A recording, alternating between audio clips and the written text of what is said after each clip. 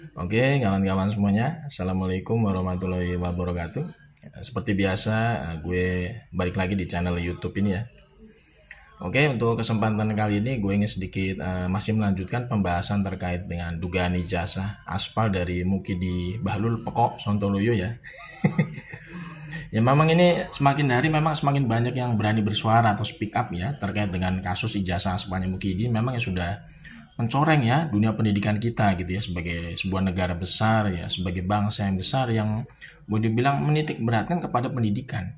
Tapi dengan adanya kasus ijazah aspalnya Mukidi ini sama saja merusak bangsa kita ya, mencoreng dunia pendidikan kita tuh di mata internasional gitu loh. Karena ini yang disorot di sini adalah seorang mantan presiden yang diduga menggunakan ijazah aspal gitu loh. Jadi ini kategorinya bukan masalah yang simpel atau masalah yang sepele ya. Ini masalah serius ya. Karena ini berkaitan dengan mantan orang nomor satu di Indonesia yang pernah memimpin bangsa ini selama 10 tahun. Ini jadi bukan random people ya. Ini benar-benar orang yang harus kita clearkan gitu kan terkait dengan riwayat akademiknya. Nah, ini ada berita terbaru ya. Gue baca di beberapa media online, media mainstream gitu ya. Ini ternyata keluarga besar alumni UGM ya, lintas generasi, lintas angkatan itu sudah berani bersuara nih ya, bahkan memberikan semacam ultimatum kepada dua orang sekaligus, yaitu rektor UGM saat ini Ova Emilia dan Mukidi sendiri yang saat ini memang diduga menggunakan ijazah aspal ya, yang ngaku-ngaku membawa nama UGM. Jadi keluarga besar alumni UGM lintas angkatan, lintas generasi ini meminta sebenarnya kepada pihak rektor UGM Ova Emilia ya, untuk memberikan keterangan sejujur-jujurnya kan, memberikan klarifikasi dengan sebenar-benarnya terkait dengan ijazahnya Mukidi itu ya kan. Kalau misalkan memang Ova Emilia ini ya istilahnya bisa membuktikan ijazahnya Mukidi itu asli ya, harusnya dia itu sebagai pimpinan tertinggi dalam kampus UGM itu harus bisa memberikan bukti-bukti konkret gitu ya. Dokumen-dokumen otentik yang mana yang menyatakan bahwa Mukidi itu benar-benar mahasiswa UGM. Contohnya itu Mukidi itu katanya kan kuliah di Fakultas Kehutanan UGM. Nah, harusnya kan ada yang namanya proses penerimaan mahasiswa baru dari UGM Fakultas Kehutanan tahun 80. Itu harusnya pihak rektorat itu ya diwakili langsung oleh rektor UGM-nya Ova Emilia. Itu harusnya menggelar konferensi pers bersama media ya. Jadi wartawan itu boleh meliput mana bukti berkas otentik yang menyatakan Mukidi itu lulus masuk ke Fakultas Kehutanan UGM tahun 1980. Itu harus diberikan ya kepada media, kepada wartawan supaya nanti bisa menjadi pemberita nasional, masyarakat jadi tahu. Terus mana bukti yang namanya kartu rencana studi, kartu hasil studi dari Mukidi. Kalau Mukidi memang seorang mahasiswa dari Fakultas Kehutanan UGM, itu harusnya ada ya. Jadi pihak rektorat itu harus bisa memberikan yang namanya bukti dokumentasi berupa ya kartu rencana studi dan kartu hasil studi yang pernah dimiliki oleh Mukidi selaku mahasiswa UGM gitu ya. Itu harus ada. Jadi jangan sampai istilahnya Mukidi itu ngaku-ngaku kuliah di UGM, tapi ternyata pihak UGM itu nggak punya yang namanya kartu rencana studi atau kartu hasil studi tiap semesternya yang dimiliki oleh Mukidi gitu loh. Kemudian pihak UGM itu lewat rektornya ini Ova Emilia harus bisa memberikan ya namanya bukti konkret berupa laporan KKN selama Mukidi katanya magang di Desa Wonosegoro ya kan, Boyolali. Mukidi itu kan KKN katanya di daerah Wonosegoro, Boyolali. Dia harus membuat yang namanya laporan KKN, laporan magang, bentuk dokumentasinya mana? Itu kan pasti disimpan kepada pihak kampus gitu kan ya. Lalu UGM itu harus bisa memberikan mana bukti konkret berupa laporan magang atau laporan KKN yang dibuat oleh Mukidi selama dia katanya ikut KKN di Desa Wonosegoro, Boyolali. Itu pihak UGM itu harus memberikan semua gitu dokumen-dokumen penting itu. Jadi bisa menjadi bukti pendukung bahwa Mukidi itu memang seorang mahasiswa UGM ya kan, karena UGM itu memberikan semacam penguat gitu ya dokumen-dokumen penting riwayat akademiknya Mukidi selama kuliah di Fakultas Kehutanan UGM.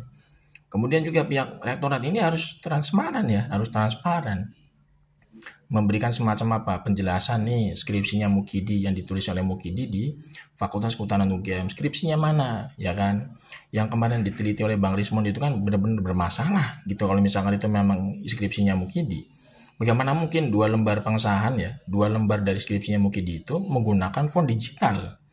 Pada tahun 80-an itu kan kita sama-sama tahu, itu kan semuanya pasti menggunakan mesin ketik, mahasiswa itu menyusun skripsi. Kok ada 2 lembar skripsinya Mukidi itu menggunakan font digital? yang diduga memang font Times New Roman yang tidak ada pada tahun 80-an sebenarnya. Lah kalau itu yang ditunjukkan oleh pihak rektorat itu adalah skripsinya mungkin berarti bermasalah, udah jelas. Bisa jadi itu memang dia nyomot skripsi orang lain, cuman ditempel dua lembar itu, lembar pengesahan sama halaman judul itu seolah-olah itu kayak punya Mukidi gitu loh.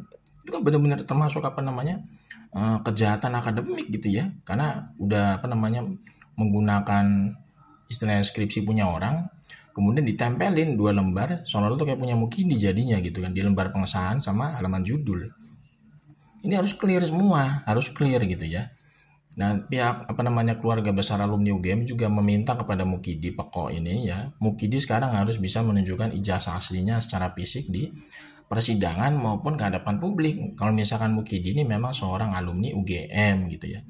Jadi seorang alumni UGM itu harusnya bangga ya menjadi bagian dari UGM.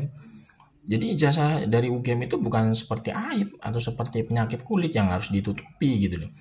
Ini kan pernyataan resmi dari keluarga besar alumni UGM sendiri ya, lintas generasi, lintas angkatan yang meminta kepada Mukidi itu untuk segera menunjukkan ijazah aslinya itu. Yang katanya lulusan Fakultas Kehutanan UGM, kalau misalkan dia memang seorang alumni UGM gitu ya. Jadi ijazah itu bukan seperti aib yang harus ditutupi atau disembunyikan gitu kan. Itu adalah sebuah kebanggaan harusnya. Ya, sebuah kebanggaan prestasi akademik yang sudah ditempuh oleh seseorang yang banyak mengorbankan waktu, tenaga, pikiran, biaya gitu ya untuk mendapatkan secari kertas berupa ijazah asli gitu loh. Itu sebuah kebanggaan harusnya gitu kan. Bukannya malah ditutup-tutupi ya kan. Ini kan menjadi kecurigaan kita semua sebagai masyarakat ya kan. Masa ada orang yang ngaku-ngaku sebagai alumni UGM gitu ya. Kok tiba-tiba giliran ditanya ijazah aslinya, disuruh nunjukin ijazah aslinya, kok malah ngelaporin orang ke polisi? Itu kan aneh gitu loh.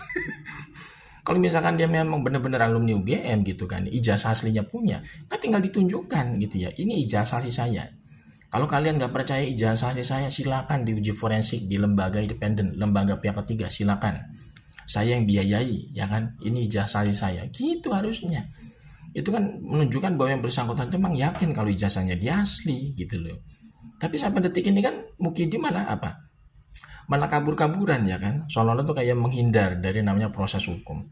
Dia digugat secara perdata di PN Surakarta dan PN Sleman, ijazah aslinya nggak pernah muncul secara fisik di persidangan ya kan. Kemudian disuruh nunjukin ijazah aslinya di hadapan publik, Mukidi malah ngomong katanya tidak ada kewajiban saya ya untuk menunjukkan ijazah asli saya ke hadapan publik. Itu kan aneh gitu loh, komentar-komentar ocehan-ocehan kayak begitu. Kalau memang yang bersangkutan itu memang punya ijazah asli, kan harusnya dipermudah untuk memperlihatkannya kepada publik. Tapi ternyata tidak terjadi, ya kan? Justru malah ngelaporin orang ke polisi dengan pasal-pasal pencemaran, pasal fitnah. Ini kan sebenarnya sudah meyakinkan kita semua bahwa yang bersangkutan memang diduga ya ijazahnya aspal kalau kayak begitu. Orang menunjukkan ijazah asli yang mudah kok malah dipersulit atau dibikin ribet seperti itu gitu kan ya.